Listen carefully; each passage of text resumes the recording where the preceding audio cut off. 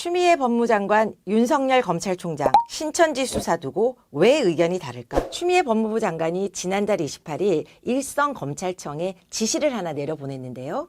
바로 역학조사를 거부하는 등의 불법 행위가 있을 경우 압수수색 등을 통한 강제수사에 착수하라는 내용이었어요.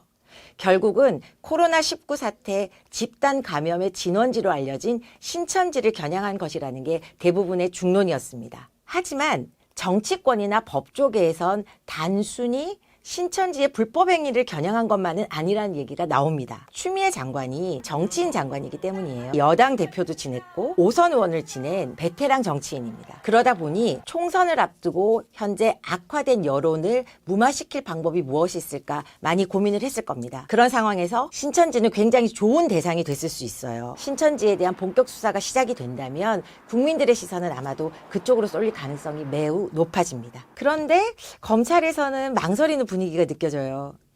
검찰이 말하는 가장 큰 이유는 무엇보다도 방역당국이 만류하는 겁니다. 자발적인 협조를 유도하는 것이 중요하지 정부가 강제적으로 하다가 신천지 교인들이 음성적인 곳으로 숨어버리면 방역에는 더 큰 문제가 생긴다라는 걱정을 하기도 했습니다. 검찰 관계자들이 얘기하는 것도 비슷한데요. 윤석열 검찰총장이 이 사건에서 가장 크게 보는 것은 수사든 무엇이든 코로나19 사태의 방역을 하는 데 있어서 문제가 되면 안 된다. 라는 데 중요 방점이 찍혀 있다고 합니다.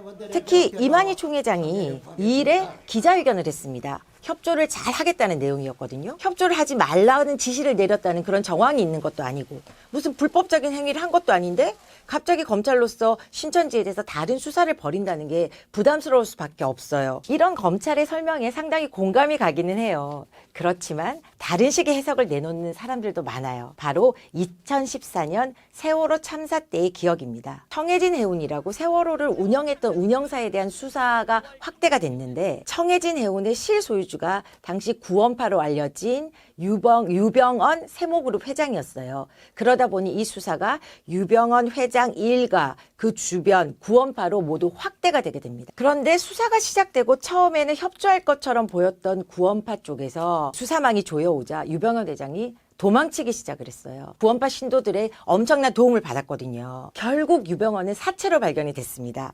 시신을 찾지도 못했고 DNA 검사 결과 유병언이라는 것을 알게 됐죠. 그러다 보니 이 유병언 특히 세월호 수사의 어떤 실패 이것이 지금 검찰에게는 굉장히 큰 트라우마로 작용을 하고 있습니다. 여기에 더해서 정치권이 특히 여권이 무슨 때만 되면 검찰을 정치적으로 활용하려고 한다는 그런 의심도 좀 있는 것 같아요. 뭔가 궁지에 몰린 여권에게 좀 힘이 될 수 있는 걸 검찰 수사를 통해서 얻어내려는 것 아닌가라는 의심이 야권이나 법조계에 있는 게 사실이거든요. 그렇다 보니 윤석열 검찰총장을 비롯한 지금의 검찰들은 적어도 우리가 그런 식으로 활용되지는 않겠다. 라는 생각을 분명히 가지고 있는 것 같습니다. 그럼에도 불구하고 사실상 신천지에 대한 수사는 시작이 됐다고 봐야 합니다. 첫 번째는 서울중앙지검 형사 2부가 맡은 서울시가 이만희 총회장을 비롯해서 12개 지파의 지파장들을 살인죄 등으로 고발한 사건입니다. 미래통합당이 신천지를 고발한 일도 있습니다. 미래통합당의 전신이 새누리당이잖아요. 이 새누리당이 당명과 관련된 고발을 서울중앙지검에 낸 게 있는데요. 이게 서울중앙지검 형사 1부에 배당이 됐어요.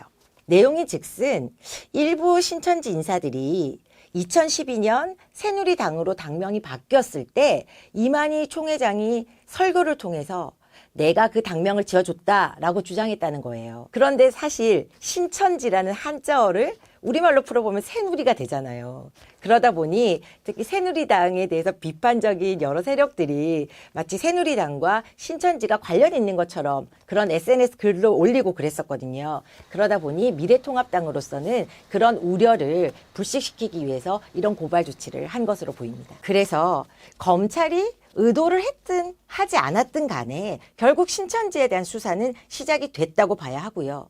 지금은 코로나 사태와 관련된 수사이지만 이것이 신천지 전반에 대한 수사로 확대될 가능성도 절대 배제할 수 없습니다. 특히 4.15 총선이 지난 뒤라면 어떤 일이 벌어질지 알 수가 없는 상황이죠. 그러다 보니 코로나19 사태가 신천지의 명운을 좌우할 수 있다. 이런 의견도 법조계에서는 나오고 있습니다. 이번 이슈 언박싱 내용 재밌으셨나요? 앞으로도 궁금한 사항이 있으시면 댓글로 물어주시면 저희가 충분히 설명해 드릴 수 있도록 하겠습니다.